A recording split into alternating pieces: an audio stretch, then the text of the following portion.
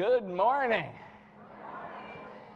I'm Reverend J. Wolin, the settled minister here at the Unitarian Universalist Church of Sarasota. It's so great to be with you all.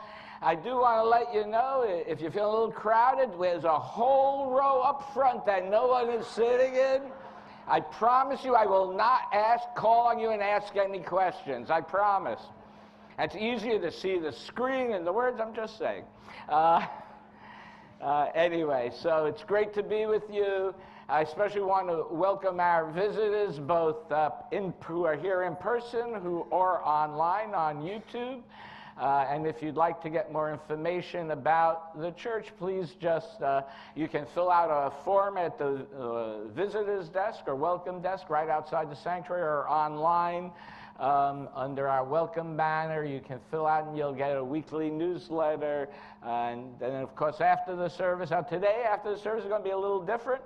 Although there will be a coffee hour for those who are not members, but for members, after you get your coffee, we again invite you to come back in. We're having our annual meeting after the service today, and so please, we do encourage you, if you don't have your blue card, your voting card, then to please stop by the desk outside the sanctuary after the service and sign in so we know we have a quorum and all of that good stuff. Okay, so we have a couple of short announcements today. Our Share of the Plate is the fourth Sunday of every month. We give 100% of our offering to an outside organization, and today that is the Safe Children Coalition. Every year, our Social Justice Committee plans an outing for 10 to 14 youth at the Sarasota Youth Shelter.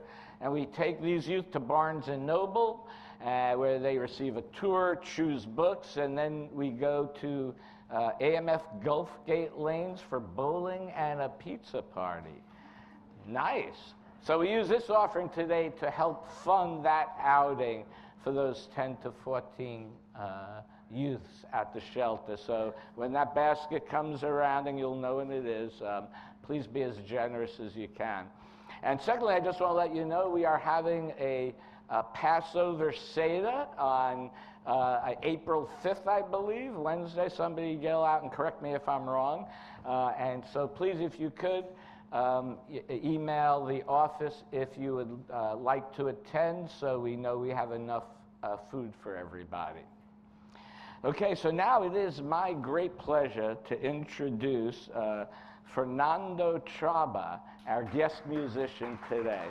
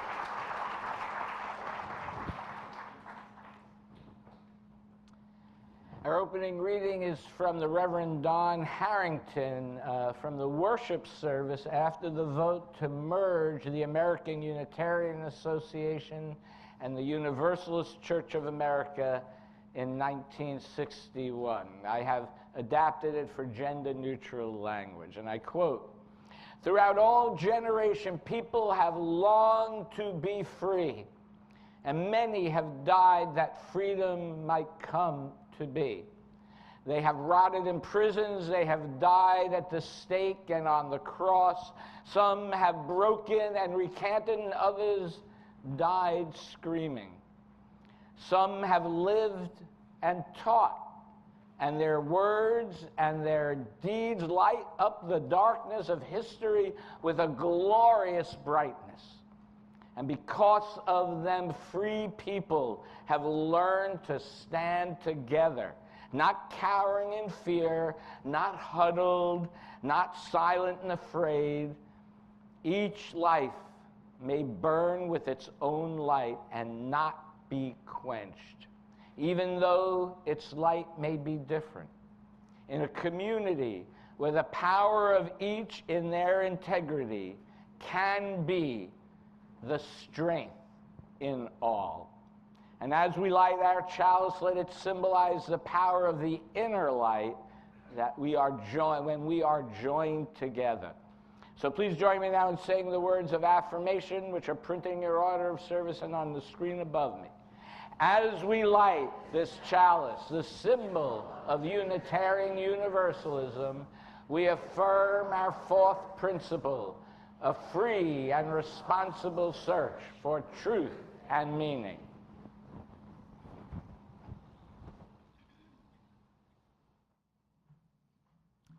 Good morning. Oh, am I on? Oh, there I am. Okay.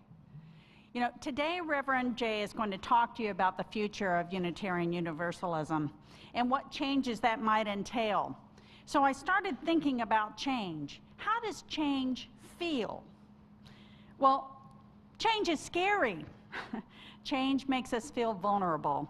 And there's so many worries and doubts and fears and frustrations that go along with it. You know, things may not be going good, but the unknowingness of change is even scarier for most of us. And even if you build up the courage to try change, sometimes you can feel hurt in the process. So I wish I had this book while I was growing up to give me some perspective. So when things aren't going right, go left. Art by Peter H. Reynolds, words by Mark Colagiovanni. One day, for no particular reason, nothing was going right.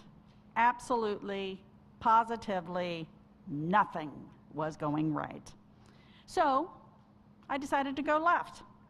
And the first thing I did, I left behind my worries. Yep, I left them right there on the ground. They looked at me and wondered, "Where are you going?" But I just smiled and waved goodbye. "Wait," they hollered, "come back. What will happen to us?" I simply shrugged my shoulders and said, "You'll be fine." And as I walked away, I thought, did I make the right choice? Should I go back and get them? Doubts crept in. So you know what I did? Yep, I left my doubts behind. I left them right there on the ground. And they bellowed, "You're making a mistake."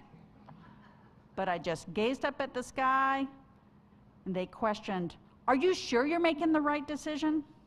"Absolutely," I declared. And with my worries and my doubts left behind, I could finally think clearly. So I forged on until I came to a pool and a diving board I remembered all too well. The last time I tried to dive off that diving board, I splatted on my back. Ouch! And I remembered the pain and how scared I was. And I started thinking, maybe I shouldn't try this again? So you know what I did? I left behind my fears. Yep, I left them right there on the ground. And they screamed, "Don't do it!" But I stood up straight, shoulders back, hands crested above my head. "Stop," they cried, but I simply turned and gave them a wink, and I leaped, splat, onto my back once again. Ugh, that really stings. And I thought to myself, this is impossible. It can't be done. So you know what I did? I left behind my frustrations. Yep, I left them right there on the ground. They yelled, "You can't do it!" Again, I stood up straight, shoulders back, hands pressed above my head. They laughed, "Give it up already." But I whispered to myself, "Never, no way." So I leapt, feet together, toes pointed, legs straight, perfect.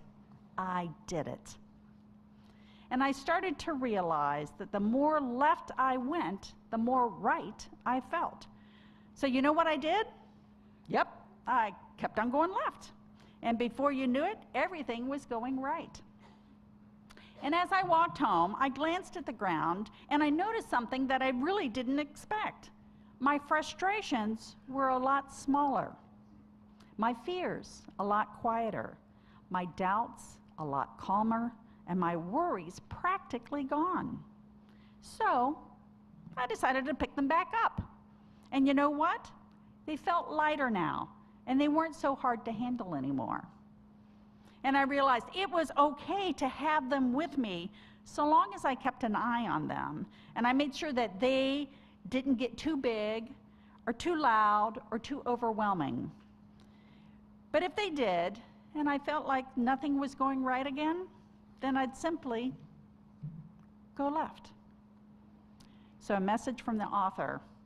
When life's burdens start to feel too heavy, don't be afraid to put them down for a while.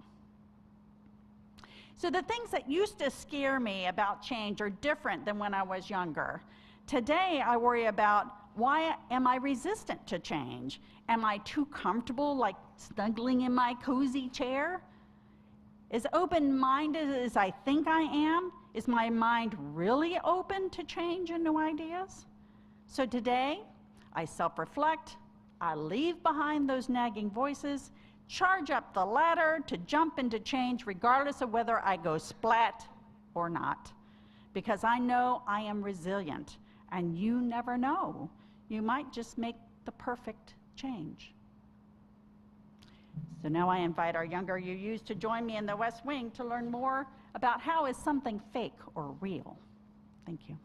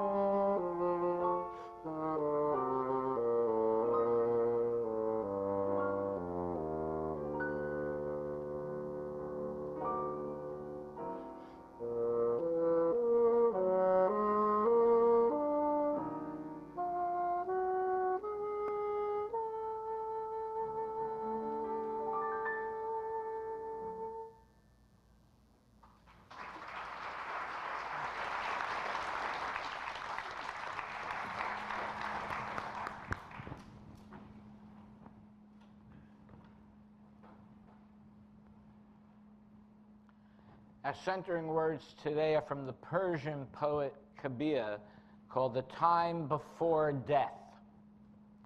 Friends, hope for the guest while you are alive. Jump into experience while you are alive. Think and think while you are alive. What you call salvation belongs at the time before death.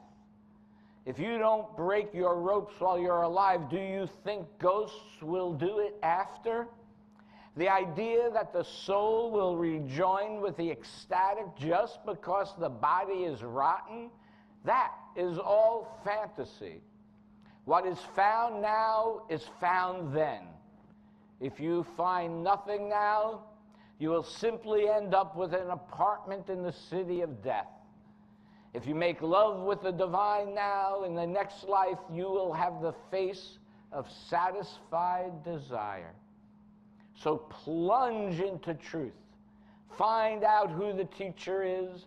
Believe in the great sound. When the guest is being searched for, it is the intensity of the longing for the guest that does all the work. Look at me, and you will see a slave of that intensity. End quote. As we go into our time for silence, I invite you to contemplate how intensely you live or could live your life.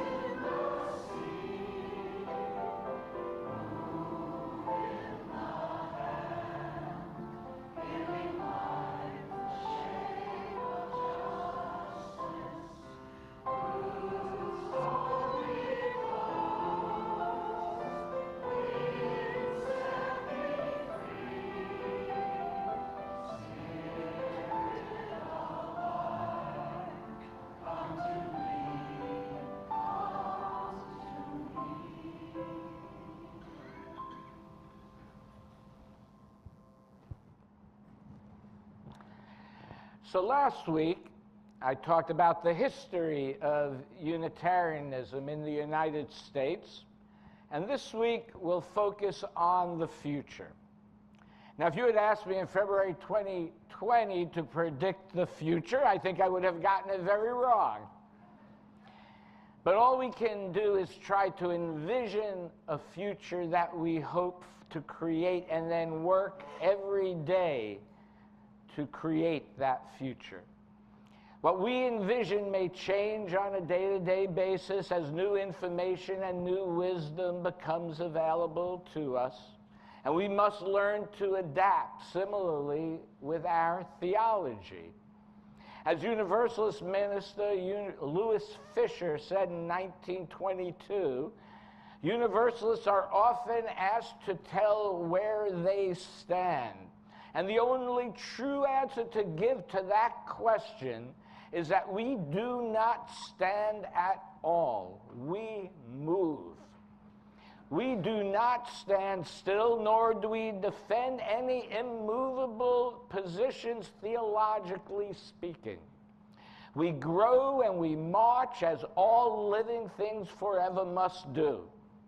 The main questions with the Universalists are not where we stand, but which way we are moving. Not what positions we defend, but which way we are marching. End quote. Well, this past summer, one of my first services I led here, I led a service on the Unitarian Universalist Association review of and proposed changes to our principles, purposes, statements of inclusion, and freedom of belief clauses in its bylaws, better known and forever spoken here as Article 2. So let me give you just a short synopsis for those maybe who were not here over this summer. At least every 15 years, as required by the Unitarian Universalist bylaws, we are required, yes, required, to review our Article 2 of our bylaws to see if they still speak to who we say we are as a religion. We should always reevaluate our beliefs and path forward. Over time, due to ongoing experiences in the world and with new knowledge and new wisdom, we evolve. Right? I think that's true for both us as individuals and as well as a religion. When the American Unitarian Association and the Unitarian Church of America consolidated in 1961, they created a set of principles to guide our religion. And in the 1980s, as more women became involved and empowered in the association, the impetus to review the changes came from the UU Women's Federation to better express who we were and our vision at that time. Many, and the truth is, at that time, many men struggled with that change. Is anybody surprised by that? The UUA president at the time, Unitarian Universalist Association President Eugene Pickett, told a UU women's gathering, and I quote, "You are changing the situation of women within our denomination, and in so doing, you are opening up for all of us new ways of understanding and perceiving women, and we hope men as well," end quote. And after 5 years of discussions and edits, the current principles that we have now were voted on in 1985. The sixth source was focusing on earth-based traditions, was passed in 1995, and the last major rewrite was in 2009, where it failed to pass by a mere 14 votes. So every vote counts. Remember that. We have 10 as a church. So I believe we have all 10 delegates already, but if you really want to be a delegate at General Assembly, talk to our board.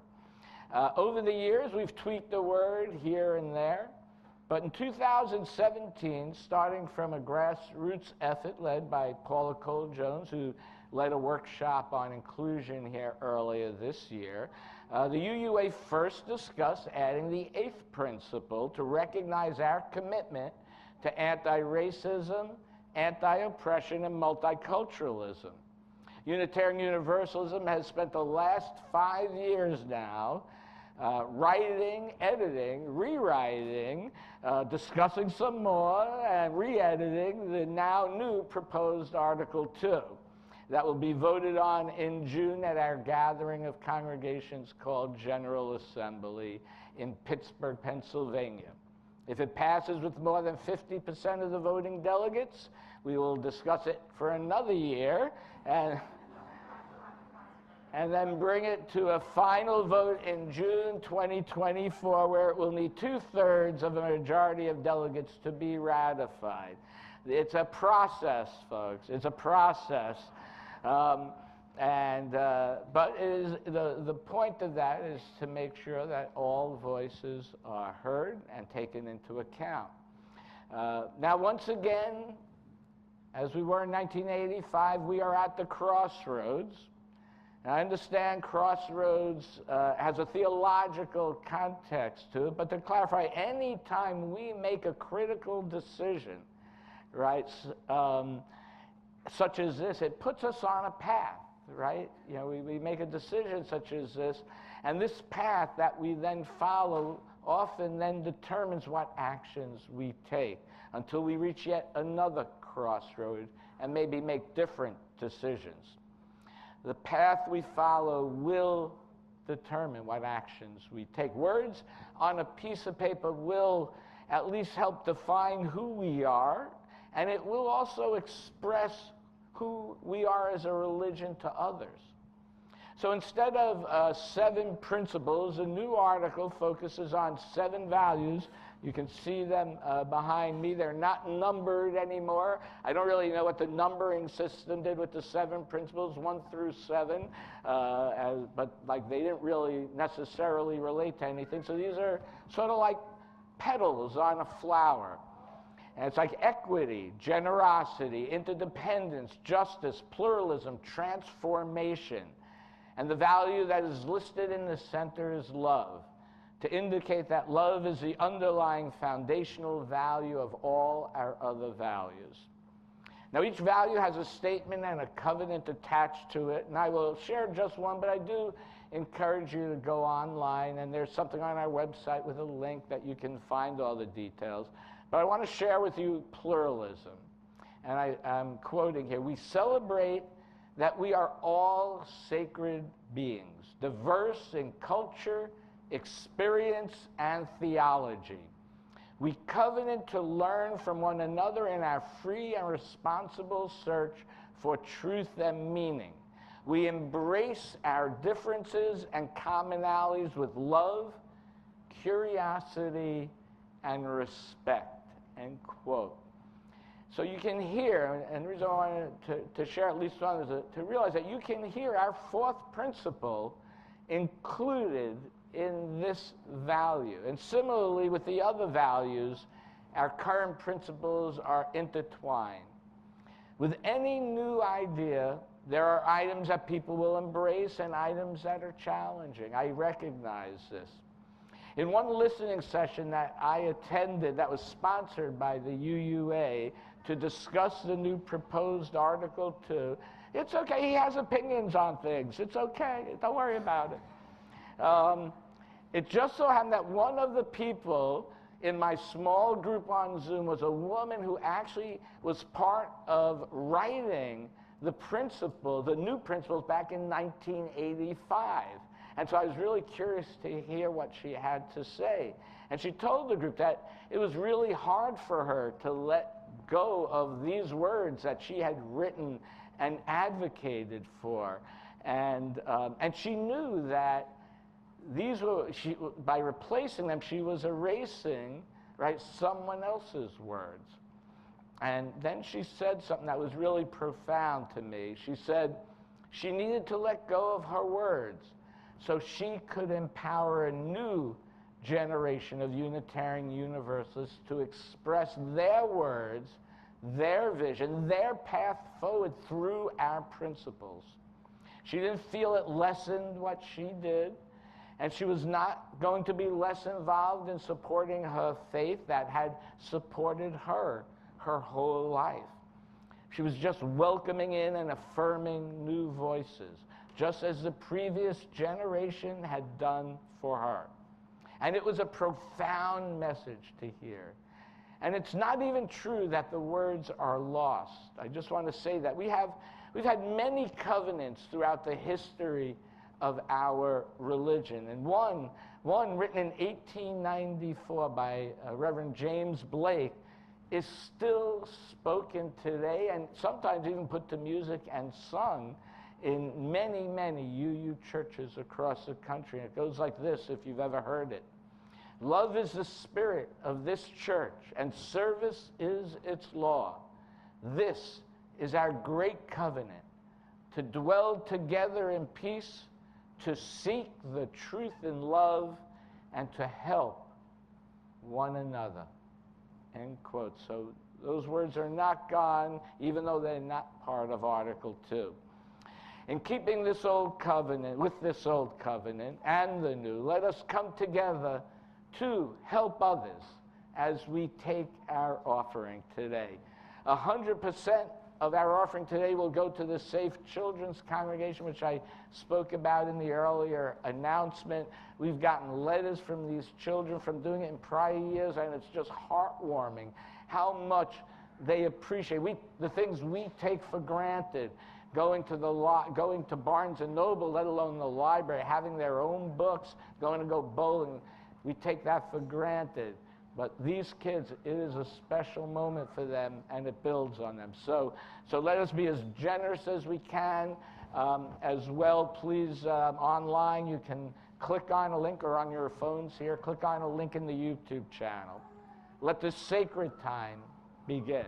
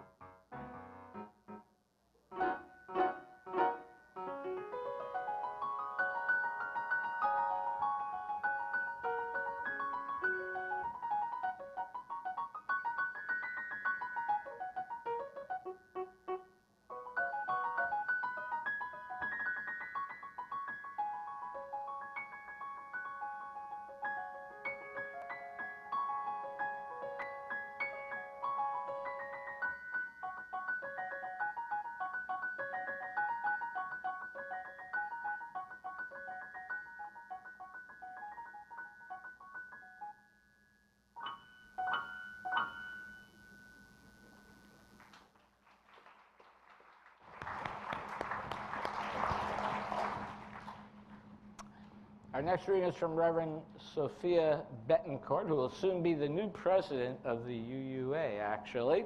Excerpts from a speech she gave at the service of the Living Tradition in 2018.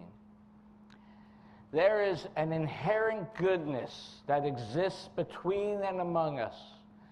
The poet and prophet Audre Lorde told those embarking on the next great journey that it was their small actions, their everyday decisions, how they moved through the world that not only gave them power, but would define our future. She did not offer them a great redeeming moment. She simply steered them back to the daily struggle, to what we might call faithful living. I see it as a sign of our commitment to a task that must rest on our faithfulness if it is ever to succeed. It will take the strength larger than our individual beliefs, larger even than our collective intention to reshape our surrounding culture. I want to remind us, myself included, that it is the promise of our faith itself that calls us to this work. And it is the integrity of living the values we bear witness to in the world that requires us to focus our energy in this way. The good news is that we are in control of what we do with our daily living. Together we can lean into the possibility that we have yet to fully experience in human history. A collective wholeness, an unassailable good. That is the kind of salvation I am here to fight for in small moments of every single day. And now once more, blessed to hear the music of Fernando Traba.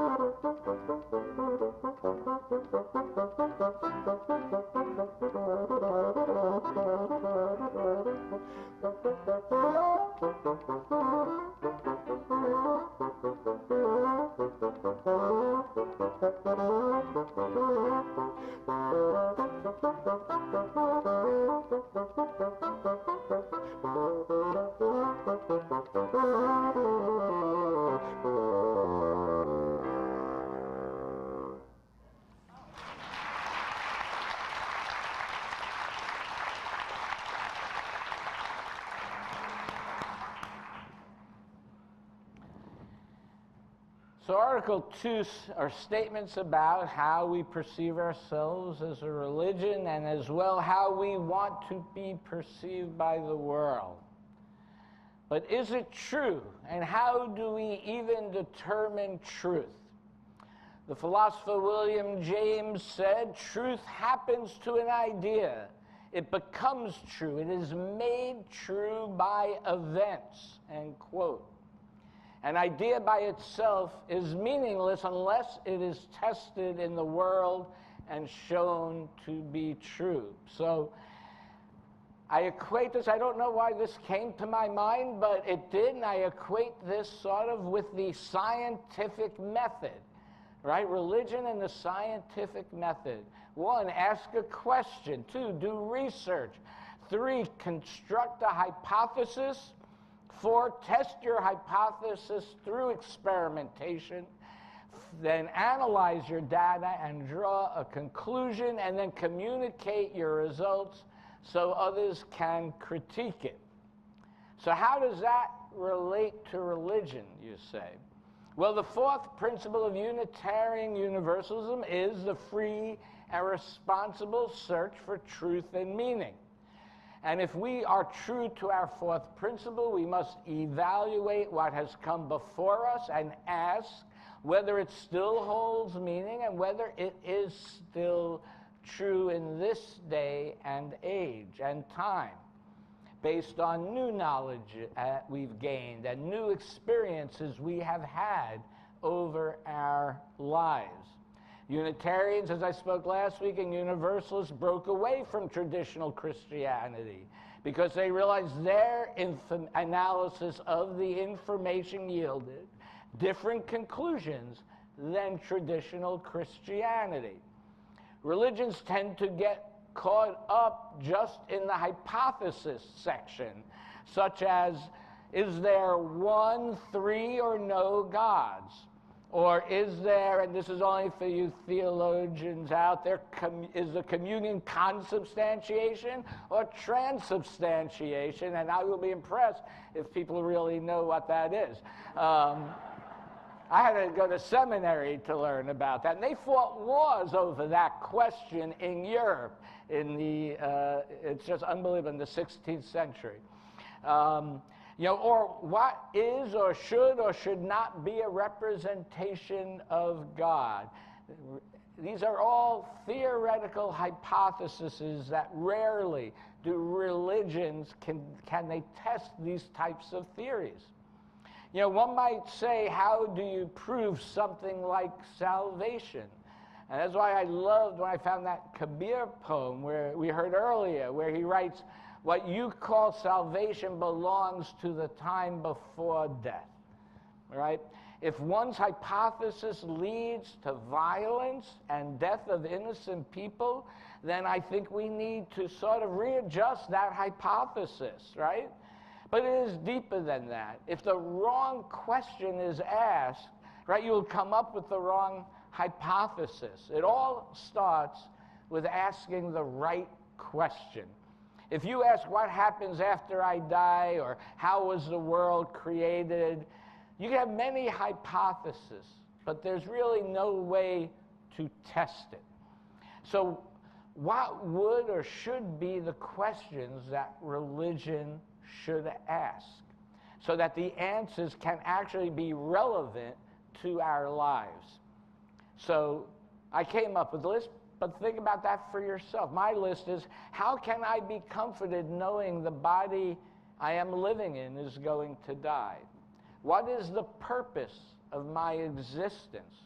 What values do I want to live my life by? How can I gain wisdom of how to live in the world? How can I nurture myself and others, right? How can I help heal this broken world? These are questions that we can create hypotheses and tests, and we can spend a lifetime analyzing them.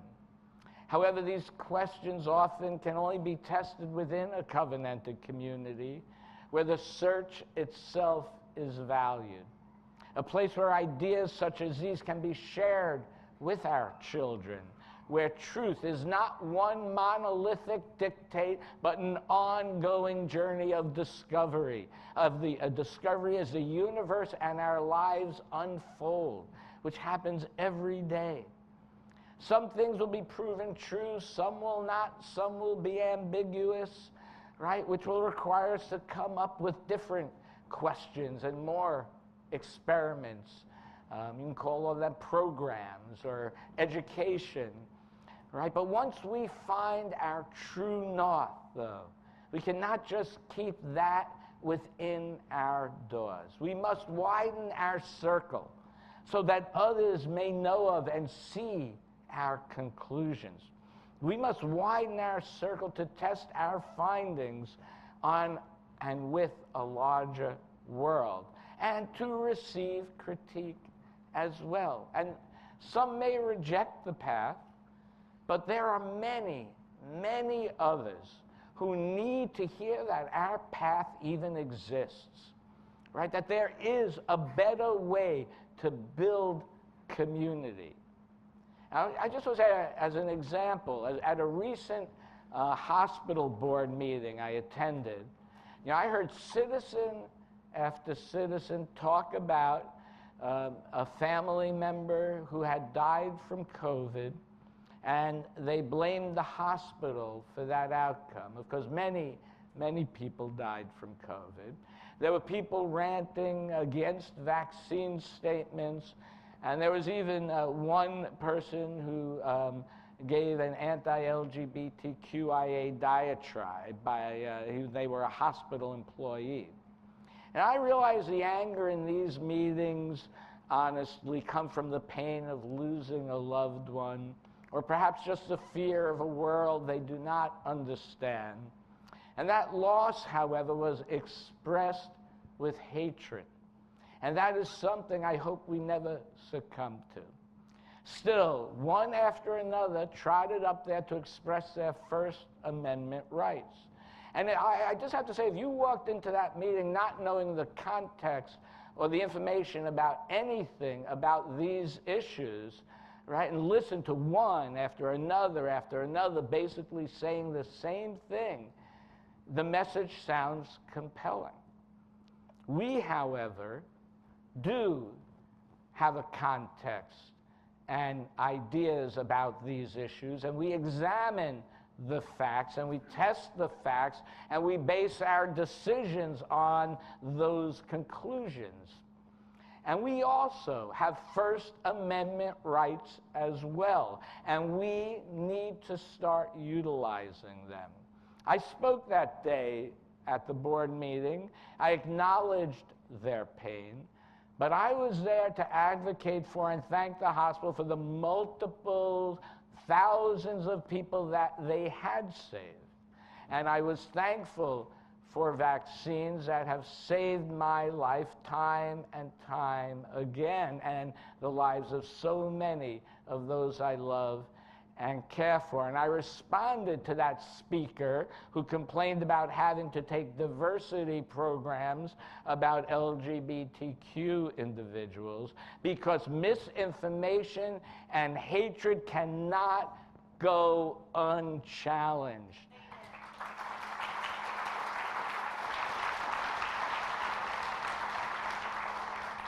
We have First Amendment rights as well, and we need to use them in every boardroom, at every social gathering, to shout out truth from every street corner if we have to. Because if we remain silent, the only voices will be heard will be that of those sharing the values of hatred and fear.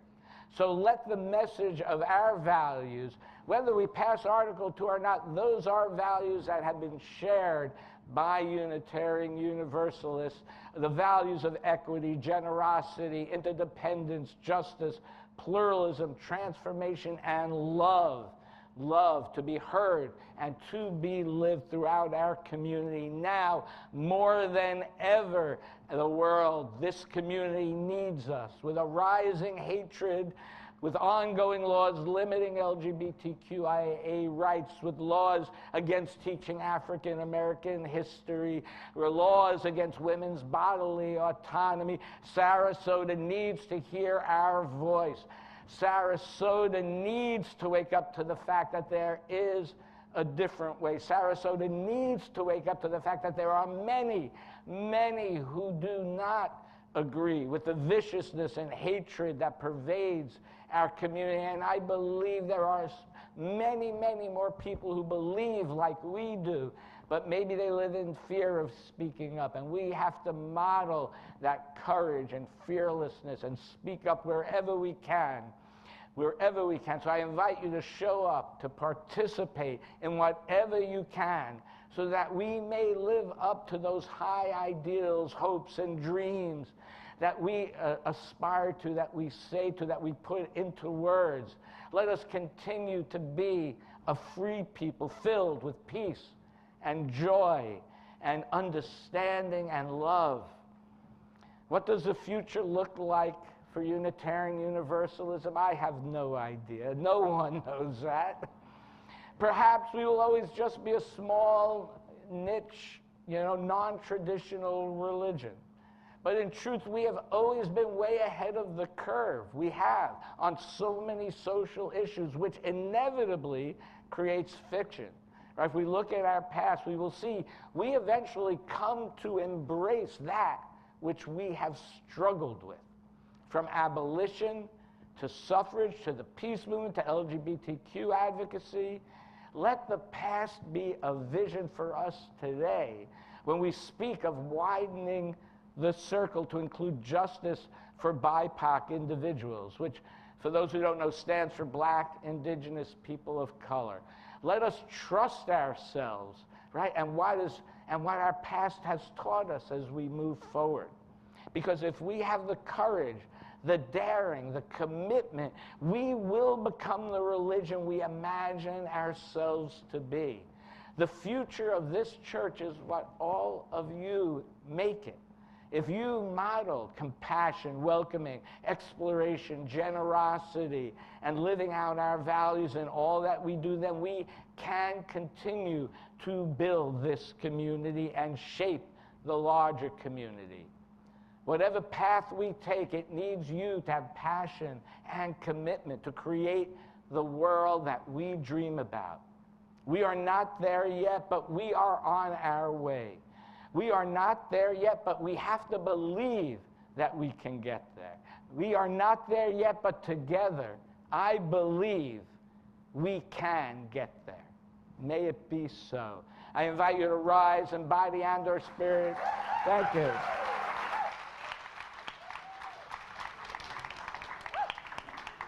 To rise and by answer, and with all gusto, let us sing 1017, Building a New Way.